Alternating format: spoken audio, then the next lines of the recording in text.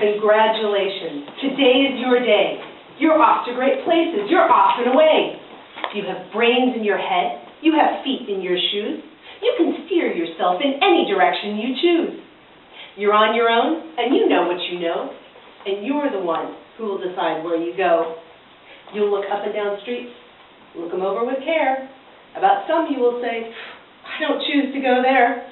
With your head full of brains and your shoes full of feet, you're too smart to go down any not-so-good street. The passage I've just shared with you is an excerpt from a book written by Dr. Seuss, entitled, Oh, the Places You'll Go. Dr. Seuss is an American, or was an American author, who wrote over 60 children's books, probably the most famous of which is The Cat in the Hat. I have chosen this poem to demonstrate what is commonly referred to as right brain thinking. The human brain is divided into two hemispheres, the left and the right. And various processes of the brain are lateralized between those two hemispheres. The left brain is very analytical in approach. It uses logic. It is detail-oriented, and it governs by facts. The right brain is holistic or global. It uses feelings. It is big picture-oriented, and it defines by imagination and images. Although we all have these two hemispheres, we generally tend toward a preference of either left brain or right brain. And as a result, we have a preference in learning styles. But again, because we all do have those hemispheres, it is most effective when we are trying to learn new information to try to tap into both.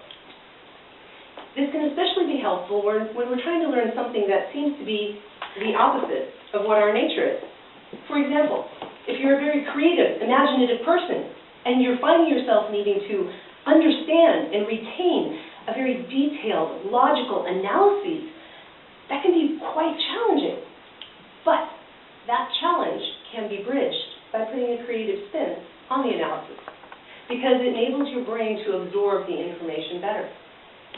Now, this is true not only with personal learning, but also when it comes to training, teaching, or simply communicating with other people.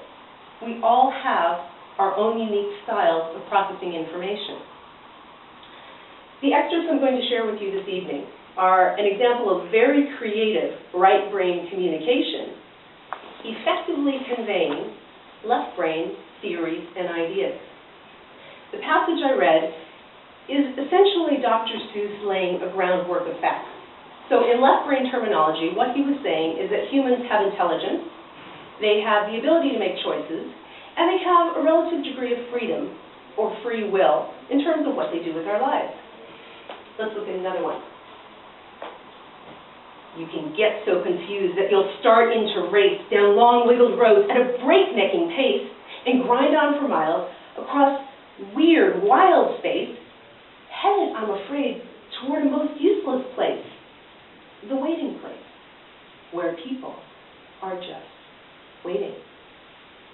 Waiting for a train to go, or a bus to come, or a plane to go, or the mail to come, or the rain to go, or the phone to ring, or the snow to snow, or waiting for a yes or a no, or waiting for their hair to grow.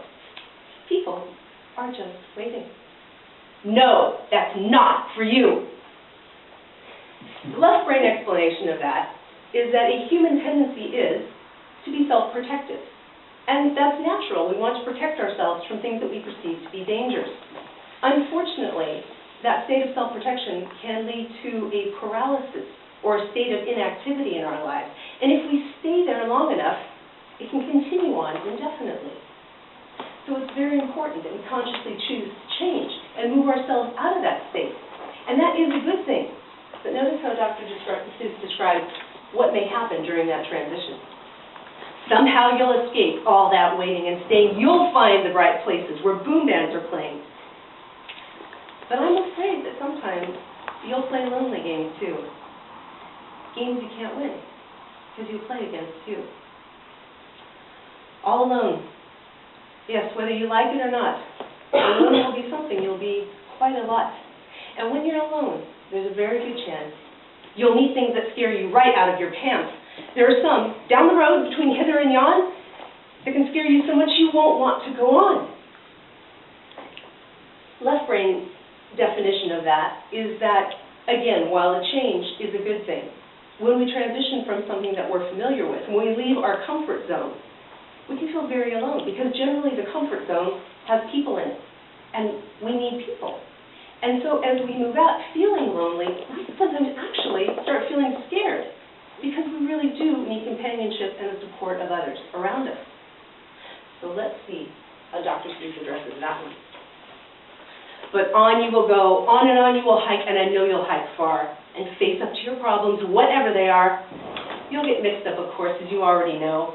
You'll get mixed up with many strange birds as you go. So be sure when you step with care and great tact. And remember that life's a great balancing act. Just never forget to be dexterous and deft, and never mix up your right foot with your left. And will you succeed? Yes, you will indeed. Well, 98 3/4% guaranteed. You'll move mountains. I'm not going to give you the left brain translation of that one. I'll let you figure it out. Again, the poem was a demonstration of how very creative right brain communication can convey very logical left brain ideas. So, because of the lateralism of the brain, we all tend to either left brain or right brain thinking. But remember to try to tap into both when learning new information, and especially remember to do so when communicating with others. Because not only will the communication be most effective, but it will be most enjoyable. Thank you.